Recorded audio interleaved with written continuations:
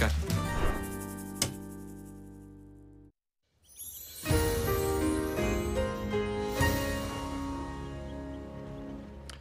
Komið sæl. Ætlum að byrja að líta á radarmynd sem var tekin núna 4:30 í dag og við sjáum hér vestur af Reykjanesinu nokkuð myndarlega éljabakka sem bíða eftir að koma til okkar í kvöld og í nótt. En svo fer að hlýna aftur hjá okkur á morgun. En við skulum byrja því að líta á hvernig spáin svona frá því í klukkan 18 og út morgundaginn fyrir Atlantshafið.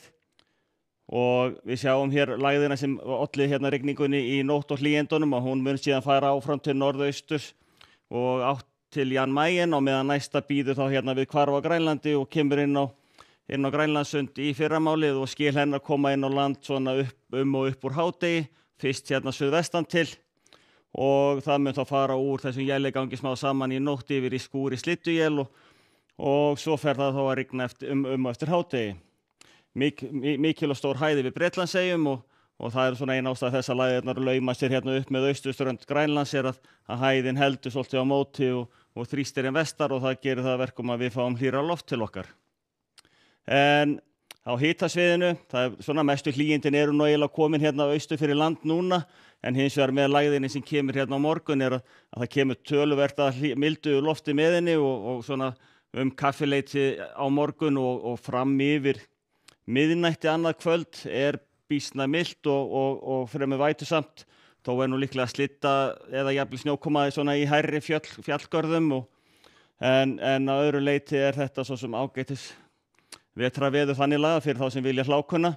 En þróunin í kvöld og í nótt að við sjáum hérna þessa úrkomubakka og þetta eru éljabakkandi sem við sáum á radarnum áðan og þetta í raun það sem kemur hér yfir í nótt og þetta leyti fyrir líklega fyrir nú svona úrkoman meira að færast yfir í skúri slydduél og svo förum við að sjá hérna undir hádegi í rigningabakkana.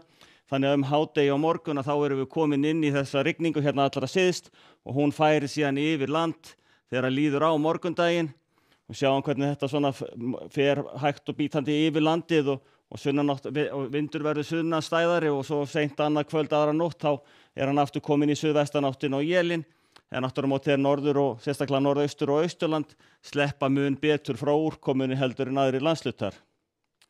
Á sunnudag þá gæti staðan verið þessu lík.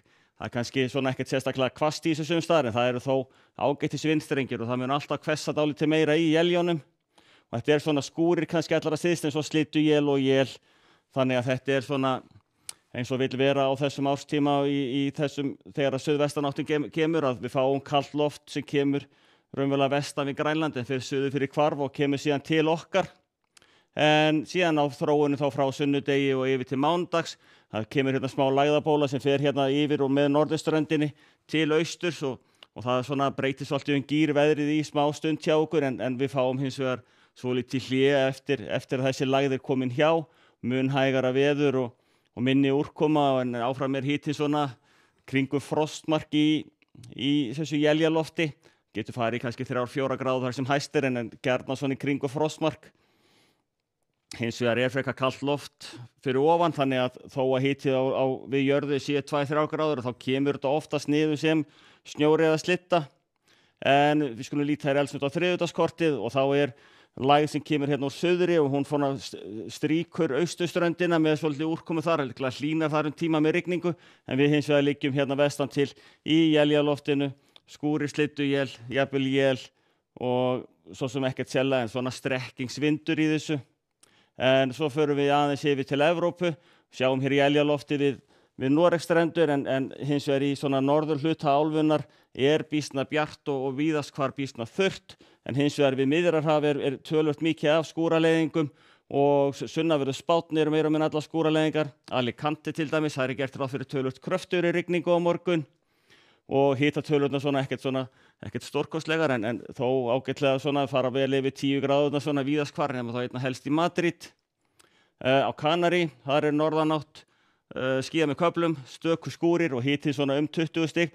Þó má gera ráð fyrir að ef að koma kröftuga skúrir þá dregur hita niður 2-3 gráður. Og svo ef við endum hér vestanhafs þá erum við með lægð hérna við Maine-fylki. Einhver smá úrkomubakki við norðvesturströndina en annars býsna bjart og ágætis veður en þá vetrartölur við vötnin miklu og þar norður af í hæðinni en annars bara ágætasta veður í Ameríku. En við skulum láta þetta gott heita í kvöld. Verið þið sæl.